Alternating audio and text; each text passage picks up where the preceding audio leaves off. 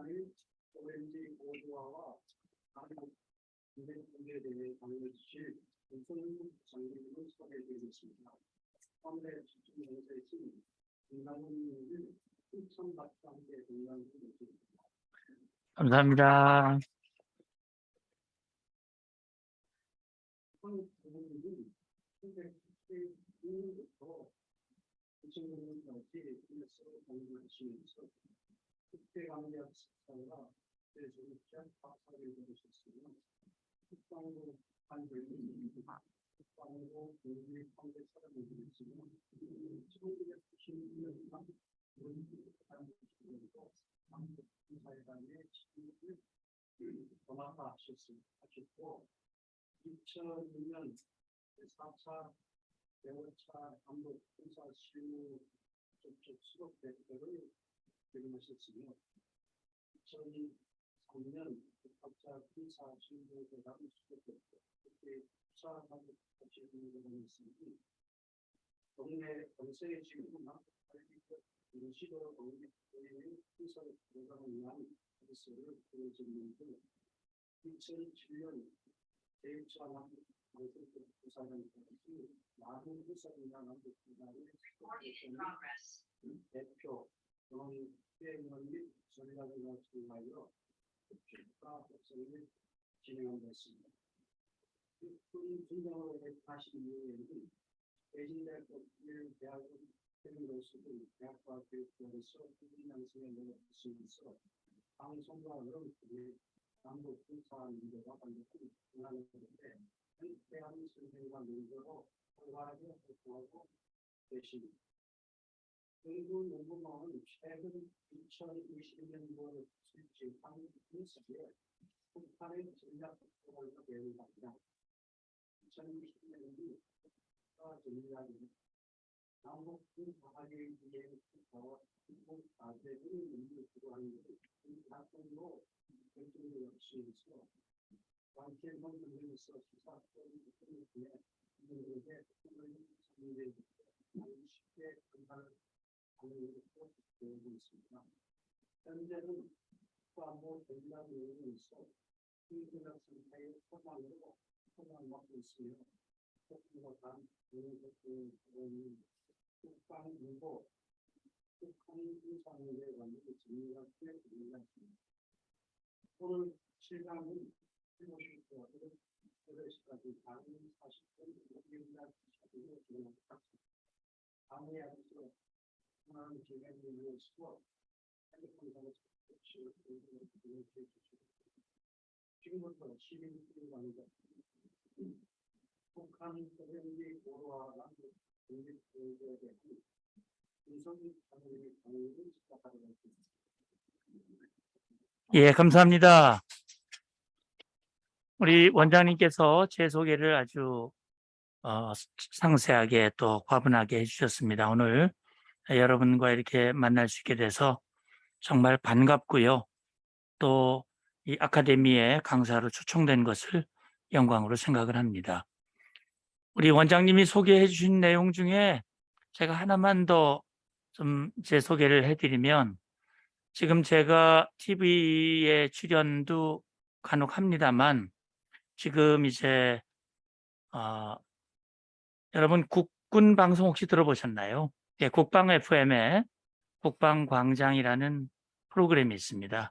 매일 월요일부터 금요일까지 7시부터 9시 2시간 동안 제가 뉴스, 안보, 국방 관련 이 코너를 제가 진행을 하고 있습니다. 진행자로.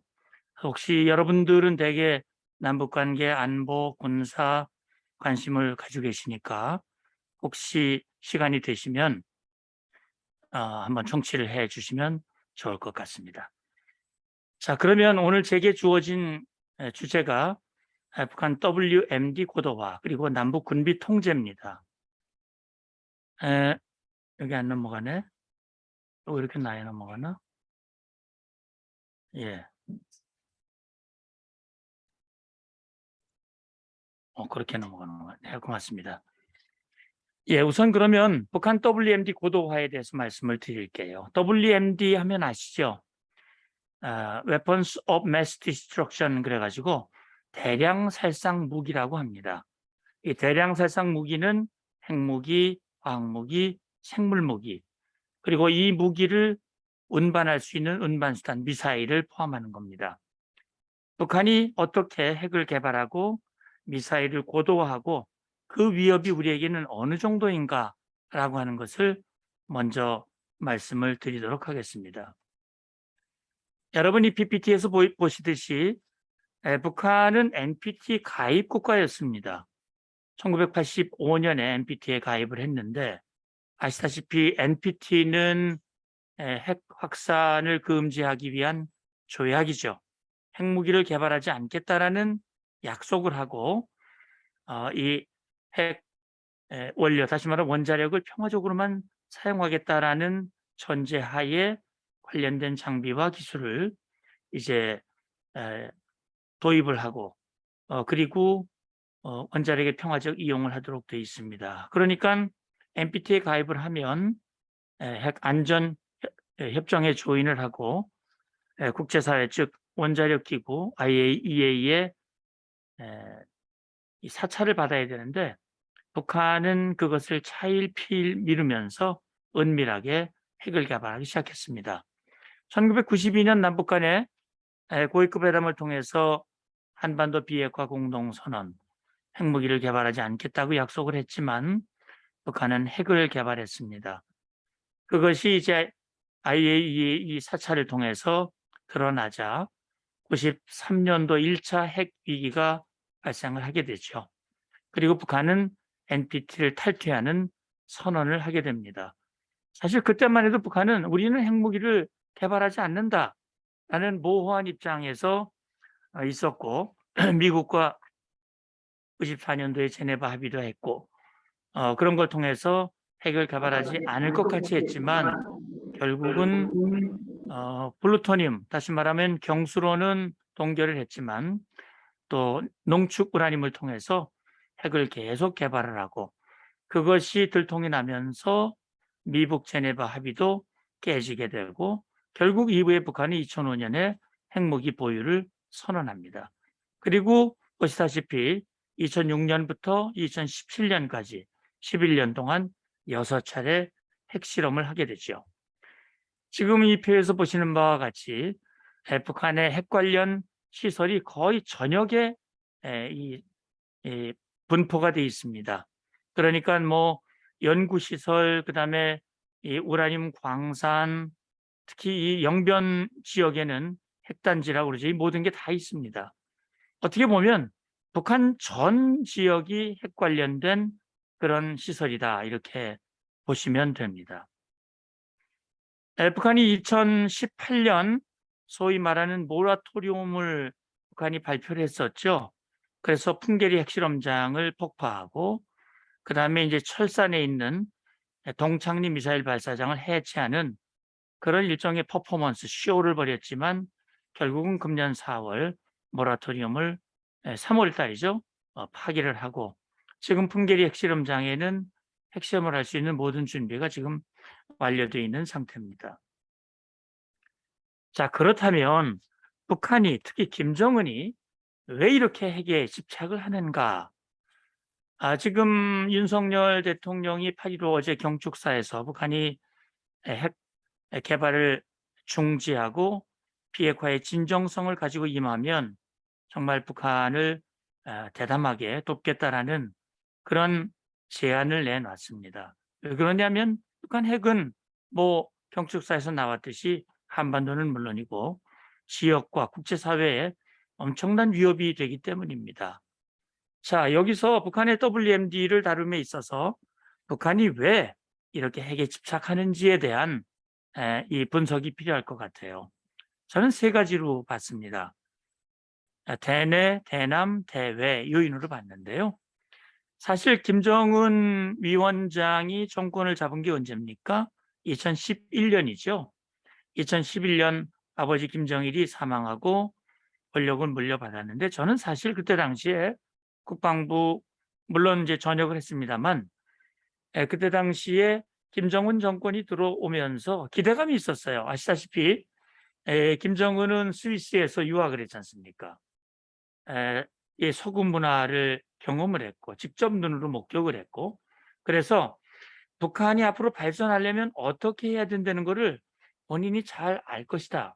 그렇다면 할아버지나 아버지와 같은 그런 노선보다는 뭔가 개혁과 개방의 노선을 걷지 않겠느냐라는 기대감을 가졌지만, 역시 김정은은 그런 길을 선택하지 않았습니다.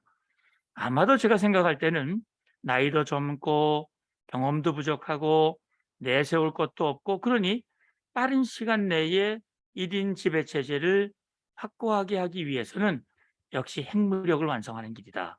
아마 그런 판단을 한 것 같습니다. 그러니까 김정은이 집권하고 핵실험을 4번이나 했죠.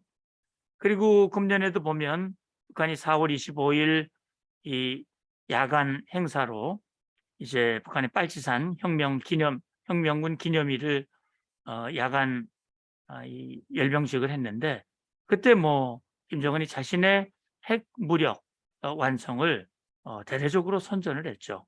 다시 말하면 김정은의 업적으로 부각하고 1인 지배 체제를 유지하는데 이 핵이 기여하고 있다라는 판단을 하고 있는 것 같습니다. 자, 두 번째 우리가 가장 주목해야 할 부분이 대남 요인입니다. 1945년 우리가 광복을 맞았지만 광복 직후부터 48년 정부가 수립될 때까지 북한은 끊임없이 군사력을 늘려나갔죠. 그리고 1950년 이제 남침을 하게 되는데, 북한은 45년 분단 이후 지금까지 변하지 않는 한 가지가 바로 대남 적화 전략입니다. 다시 말하면 공사나 통일을 하겠다는 것이죠. 그러려면 대남 군사력의 우위를 유지해야 되는데, 지금 기본적인 재래식 군사력으로는 우위를 유지할 수 없다는 판단을 한 겁니다. 왜 그러냐면 70년대 중반 이전까지는 북한이 우리보다 경제적으로 우위에 있었지만, 그래서 그 우위를 바탕으로 군사력의 우위를 유지할 수 있었지만 이후는 어렵게 되었다. 그렇다면 비용이 적게 들면서도 군사력의 우위를 유지할 수 있는 방법은 WMD, 핵, 화생무기, 미사일, 이것을 적극적으로 개발하는 것이다. 그런 판단을 가지고 북한이 집요하게 핵무력을 강화해 왔고, 최근에 이제 북한이 그 속내를 드러냈죠. 지난 4월 25일 날 김정은이 핵은 전쟁을 억제하는 데만 쓰지 않는다. 우리의 국익이 침탈된다면 이 핵을 사용할 것이다라고 공언을 했고, 최근 7월 27일 북한이 전승절이라고 주장하는 그 연설에서 김정은이 지금 우리 정권을 향해서 핵무력으로 소멸하겠다, 소멸시키겠다라고 하는 협박을 노골적으로 하고 있습니다. 자, 그렇기 때문에 북한은 이 대남 이 목적으로 핵을 개발하고 있다. 대외적으로는 북한이 이제 핵 보유국의 지위를 인정받고 대북 제재를 해제하기를 원합니다. 이 의도가 어디에서 드러났느냐? 2019년 2월 하노이에서 트럼프와 이 미북 정상회담 두 번째 회담을 할 때 김정은이 그런 제안을 했죠. 영변 핵단지 일부를 내놓을 테니 제재를 풀어달라. 그러나 당시 미국 입장에서는 이 상태, 다시 말해 영변뿐 아니라 아까 여러분 화면에서 보셨듯이 북한 전체가 핵시설이기 때문에 미국은 그 모든 핵을 다 내려놔야 된다. 그런 요구를 하면서 결국은 협상이 결렬이 되고, 우리가 그걸 하노이 노딜이라고 그러는데 결국은 지금까지 이어져 왔습니다. 북한은 결국 핵무기를 보유하고 미국을 타격할 수 있는 ICBM 대륙간 탄도미사일을 개발함으로써 미국에게 한미동맹을 끊어라. 만약에 미국이 한국을 돕는다면 우리는 워싱턴과 뉴욕을 타격할 것이다. 이렇게 하면서 한국과 미국을 이간시키려고 합니다. 그건 왜 그러느냐? 한미동맹이 있는 한 북한이 지금 일관되게 유지하고 있는 대남 전략의 목표를 달성할 수 없기 때문이다. 그렇기 때문에 끊임없이 한미동맹의 고리를 단절하려고 하는 것이다. 바로 그것이 북한이 핵에 집착하는 이유가 될 수 있다 하는 것이죠. 자, 그러면 금년도 북한의 움직임을 한번 보죠. 지난 1월부터 6월 사이에 18차례 미사일 도발을 했습니다. 물론 여기에는 방사포 발사도 일부 포함이 되어 있습니다. 이게 보시다시피 극초음속 미사일, 이 미사일 가지고 있는 나라가 몇 없습니다. 미국, 러시아, 중국 정도죠. 근데 북한은 극초음속 미사일을 발사하고 김정은이 입회하는 상태에서 발사하고 성공했다고 얘기를 했거든요. 자, 이 극초음속으로 미사일을 발사하면 우리가 가지고 있는 이 미사일 대응, 다시 말하면 요격 미사일, 요격이 어려워질 수 있다라는 부분입니다. 그리고 화성 12, 15, 화성 12는 중거리 미사일이고 15, 17은 장거리 대륙간 탄도미사일입니다. 이 미사일을 본격적으로 금년에 발사를 했습니다. 그리고 앞서 제가 잠깐 말씀을 드렸습니다만 1월 19일 가는 이 회의를, 정치국 회의를 열어서 모라토리움을 파기하라, 그걸 검토하라라고 김정은이 직접 지시를 했죠. 이 모라토리움 파기를 지시한 이후에 한 2달여 만에 북한이 화성 15, 17을 발사하면서 결국은 파기를 했습니다. 그리고 이제 주목이 되는 거는요, 2019년에 하노이 노딜 이후에 북한은 단거리 미사일을 개발하는 데 집중을 했습니다. 그래서 소위 말하는 신종 무기 4종 세트라는 게 있습니다. 이 북한판 이스칸데르, 에이테킴스, 그다음에 초대형 방사포, 대구경 방사포, 이런 것들을 집중적으로 개발합니다. 왜 그럴까요? 이 단거리 미사일은 우리를 향한 것입니다.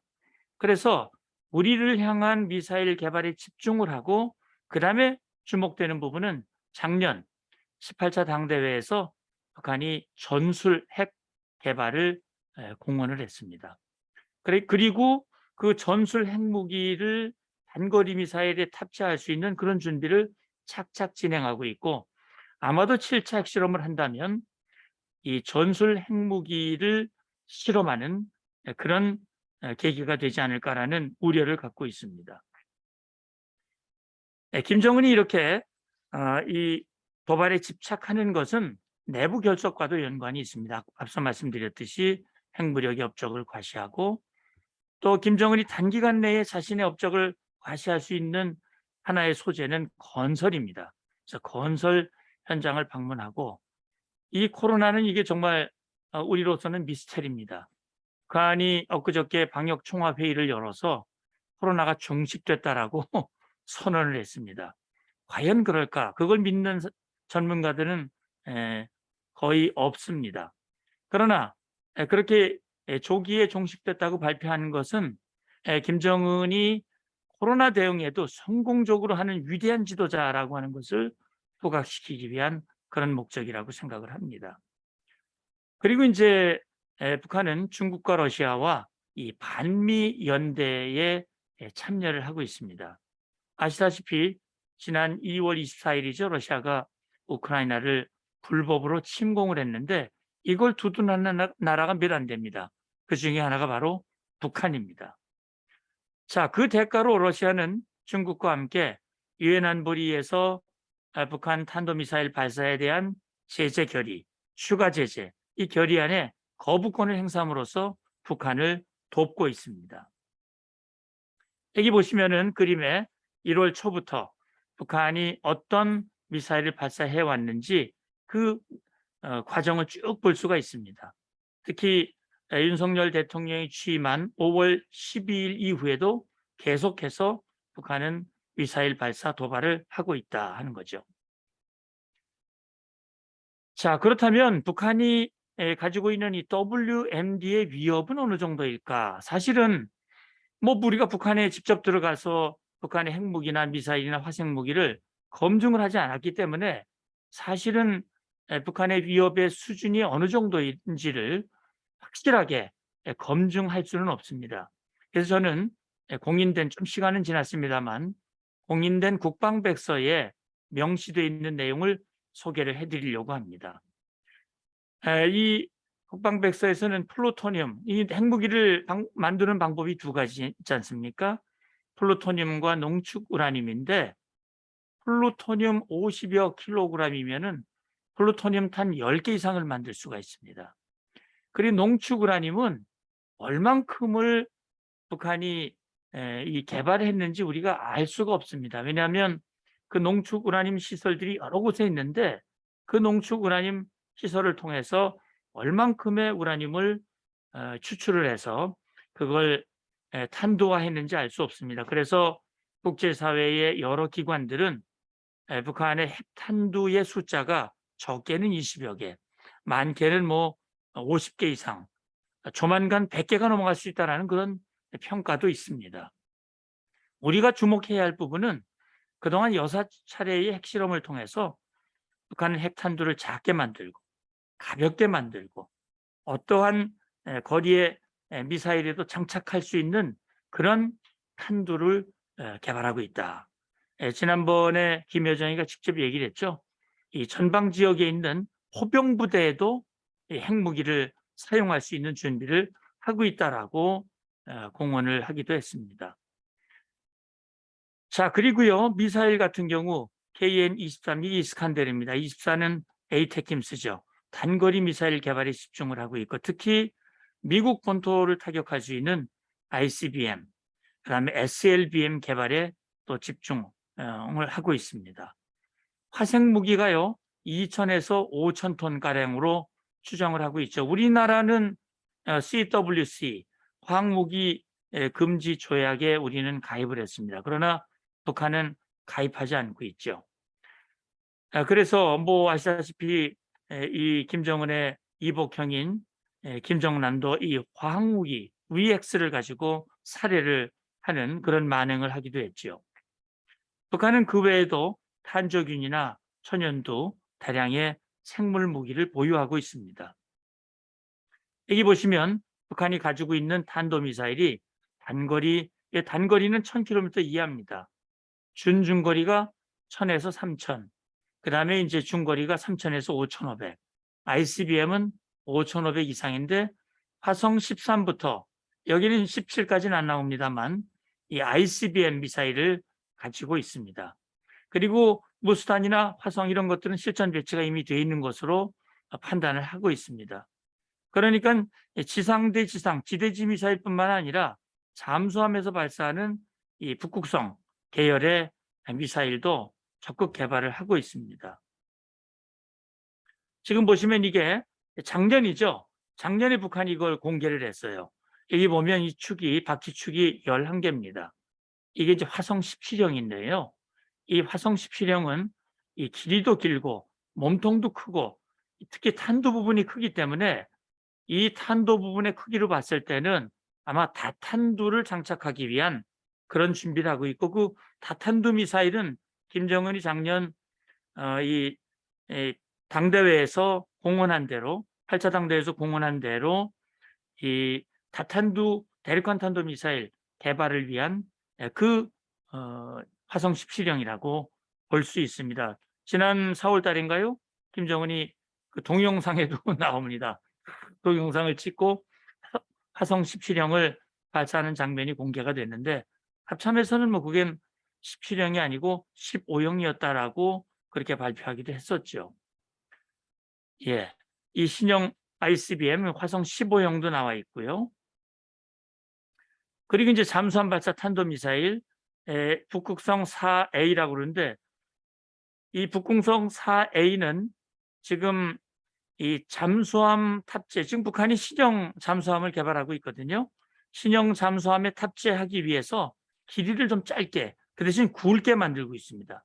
그렇게 해서 신형 잠수함에 이거 적어도 3발 정도는 탑재하기 위한 그런 시도를 지금 하고 있습니다. 만약에 북한이 지금 핵추진 잠수함 개발을 하겠다고 그랬거든요. 핵추진 잠수함이 만약에 개발이 된다면 이것은 미국에게도 상당한 위협이 될 수가 있습니다. 지금 북한이 가지고 있는 잠수함은 뭐 그 정도 되지 않기 때문에 우리가 잠수함의 움직임을 어느 정도 포착을 할 수가 있습니다만 만약에 핵추진 잠수함이 개발이 된다면 그것은 굉장히 큰 위협이 될 수 있다. 그 핵추진 잠수함에 탑재하기 위한 그런 미사일 개발도 지금 집중을 하고 있습니다. 자, 그러면 남북한 군비 통제에 대해서 말씀을 드리겠습니다. 제가 이제 아까 원장님 소개해 주셨듯이 남북 군비 통제를 위한 그런 회담에 여러 번 참석을 했습니다. 이게 이제 바로 군사 실무회담의 한 장면입니다. 이 사진은 JSA 공동경비구역 북측 지역에 있는 통일각에서 이제 군사 실무회담을 하는 장면이고, 이 회담에서 개성공단 또 금강산 육로 관광을 위한 이 통행을 위한 잠정합의서가 타결되는 장면입니다.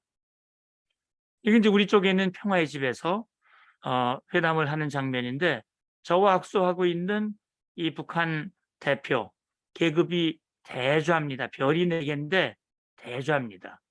이 유영철 대좌와 제가 2002년부터 2005년까지 3년여 동안 회담을 했고, 이 군사실무회담에서는 실내 구축뿐만이 아니라 남북 교류 협력을 군사적으로 지원하고 보장하는 그런 문제를 여기서 협의를 했고, 또 군사실무회담은 이제 그 상위 회담으로 장성급 회담, 국방장관 회담이 있었는데, 그 회담의 실무 채널의 역할도 담당을 했었습니다.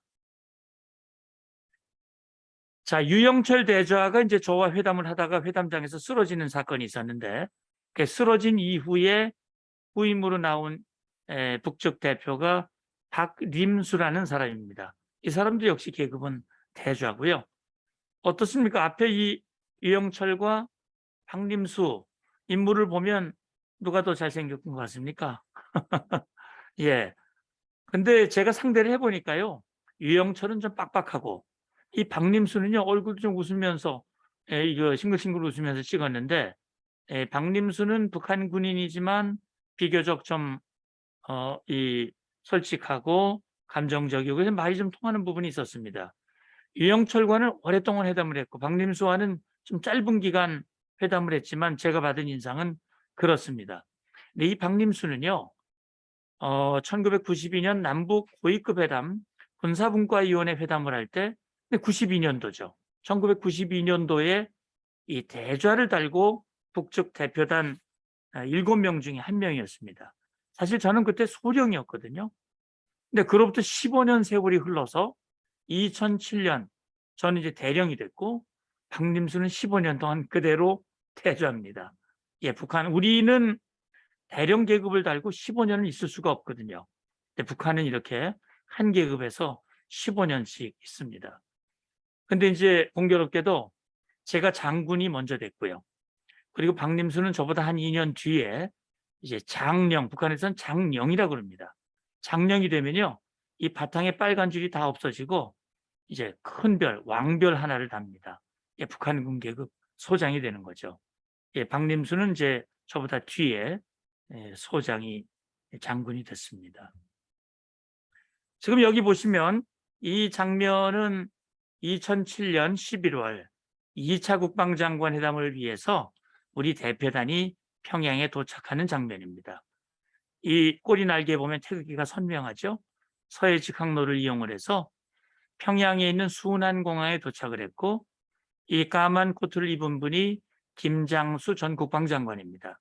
영접을 나온 사람이 김영철, 당시는 투스타, 북한군 계급으로 중장이었습니다.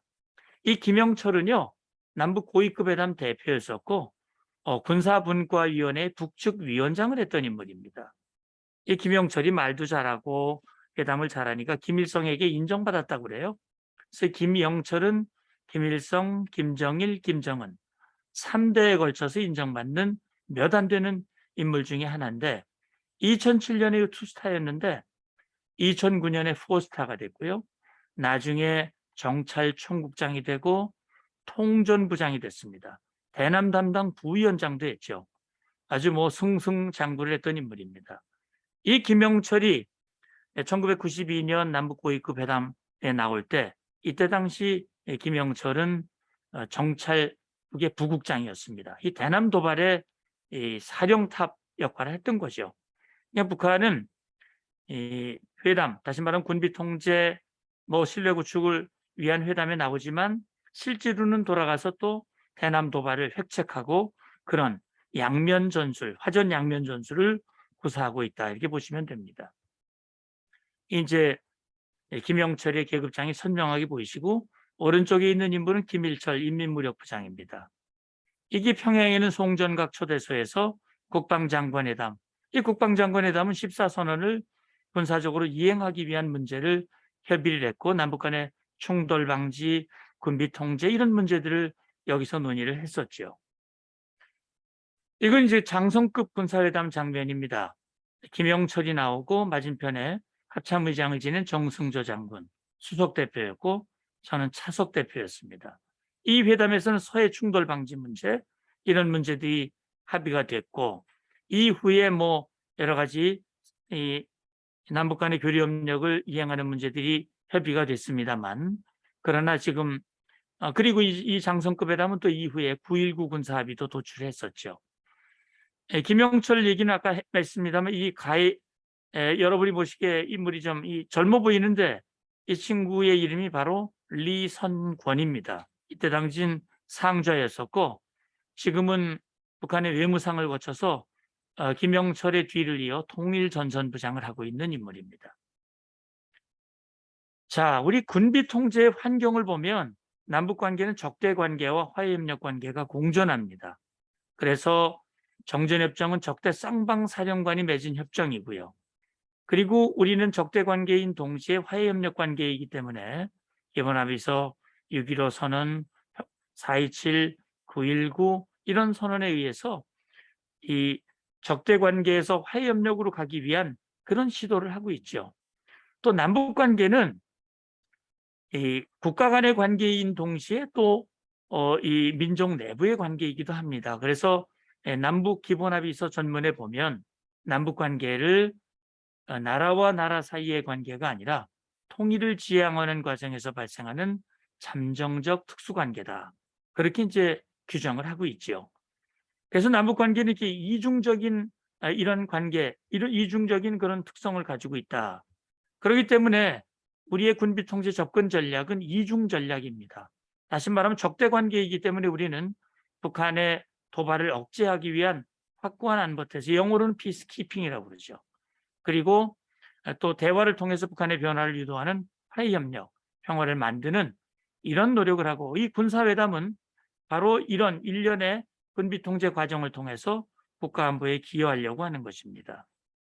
이제 이 방정식을 보시면 이제 국가안보와 군비통제인데 국가안보라고 하는 것은 국가안보를 튼튼히 하기 위해서 우리가 국력을 증진하고 군사력 증강 또 동맹을 통해서 전쟁을 억제하는데 이것만을 가지고 안보가 튼튼하지 않다. 왜? 이 군비 경쟁이 나타나기 때문에 위협을 줄이는 노력을 하자. 적대 쌍방 간에도 군사회담을 하고 군비 통제를 통해서 전쟁을 예방하자.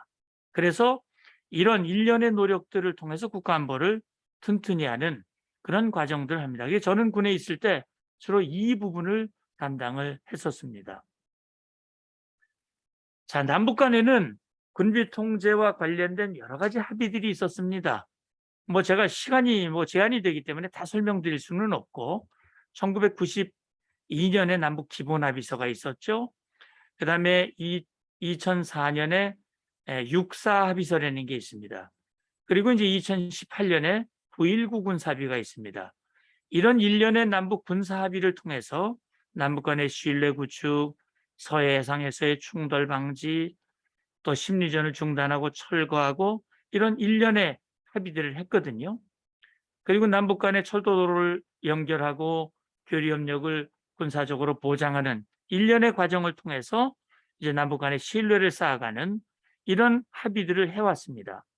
그러면 이 합의들이 정말 잘 이행이 됐는가 하는 부분이죠. 물론 부분적으로 이행이 됐습니다. 특히 기본합의서 같은 경우는 사실 거의 이행이 되질 않았죠. 다만 6.4 합의서나 9.19 군사합의 경우에는 북한도 필요가 있기 때문에 합의를 했거든요. 예를 들어서 6.4 합의서 같은 경우는 북한이 민감해하는 심리전 문제, 또 우리가 우려하는 서해 충돌 방지 문제를 서로 교환한 합의라고 볼 수 있습니다. 그러다 보니까 심리전 중단은 합의가 잘 이행이 됐었죠. 그리고 이 적대행위 중지라고 하는 것은 특히 9.19 군사합의에 나오는 내용인데 정찰 금지, 포사격 금지 이런 것들은 북한이 원했고 북한에게 유리한 그런 합의 사항들입니다. 그리고 철도도로 연결 같은 경우는 철도도로가 연결이 되고 통행이 되면서 개성공단, 금강산 관광, 북한에게 경제적인 실리가 있기 때문에 북한은 거기에는 비교적 이행하고 호응하는 그런 입장을 보여왔습니다. 그런데 우리가 원하는, 우리가 주목하는 군사적 신뢰 구축 조치, 대표적인 것이 직통전화입니다. 이 직통전화에 대해서는 북한이 굉장히 소극적이에요. 합의하기도 어렵지만 합의가 된 뒤에도 사실 이행이 되지 않고 있습니다. 그러니까 9.19 군사합의에 보면 이 직통전화를 확대하도록 되어 있지만 북한이 호응하지 않고 있습니다. 그리고 남북군사공동위원회는 기본합의서의 불가침 분야를 이행하기 위해서 만든 이 협의체인데 사실은 합의한 지 30년이 넘도록 한 번도 열리지 않았습니다. 그러니까 저는 사실 9.19 군사합의가 합의됐을 때 북한이 군사공동위에 호응한다면 북한의 진정성을 어느 정도 인정해 줄 수 있다라고 제가 판단을 했는데 뭐 4년이 넘도록 북한은 군사공동위에 한 번도 호응하지 않고 있습니다. 그렇기 때문에 이 남북 간의 군비 통제와 관련된 특히 신뢰 구축 조치들은 거의 이행되지 않고 있다. 이렇게 보시면 됩니다. 왜 그럴까 생각해 보면 신뢰 구축 조치라고 하는 것은 아시다시피 쌍방간의 신뢰를 쌓는 겁니다. 개인 간의 신뢰를 쌓려면 어떻게 해야 됩니까? 자주 만나야죠. 대화해야죠. 서로를 알아야죠. 그리고 서로 약속하면 그 약속한 걸 잘 지켜야 됩니다. 자, 그러면 남북 간에도 대화를 많이 하고 대화를 정례화하고 또 직통전화를 통해서 소통을 많이 하고 또 합의한 것을 이행하기 위한 검증을 하고 그런데 폐쇄 체제를 유지하고 있는 북한이 문을 열어서 보여주는 신뢰 구축 조치는 북한의 체제와 정권을 위협하는 요인이다. 이런 판단을 하는 겁니다. 그러다 보니까 이 신뢰 구축 조치가 제대로 이행되지 않고 있다. 이렇게 이해를 하시면 됩니다. 자, 우리는 이 종전선언을 통해서 뭔가 지속 가능한 평화를 하려고 애를 썼지만 사실 종전선언은 구속력이 없는 정치적 선언입니다. 그래서 저는 이 종전선언은 반드시 필요한 것이 아니라고 봤습니다. 왜 그러냐면 한중 간에 미중 간에 수교를 했지만 별도의 종전선언은 없었습니다. 그러나 4.27 선언에서 이제 합의를 한 만큼 추진을 하더라도 정전협정과의 관계를 잘 설정해야 된다. 왜? 종전선언이 되더라도 정전협정이 무효화되는 것은 아니다. 그래서 예를 들어서 북한이 종전선언이 되면 전쟁이 끝났는데 왜 주한미군이 있는 거야? 이렇게 나올 수도 있기 때문에 그런 부분들을 늘 유의해야 된다 이런 말씀입니다. 이 평화협정도 마찬가지입니다. 역사적으로 협정이 평화를 보장한 사례는 없습니다. 평화를 위협하는 요인이 제거가 돼야 되거든요. 다시 말하면 그 중심이 바로 WMD, 북한의 핵입니다. 미사일이고요. 화생무기 포함되는 거죠. 그런 것들이 제거가 돼야 된다. 유엔에서 합의한 것은 CVID입니다. 완전하고 검증 가능하고 되돌이킬 수 없는 폐기입니다.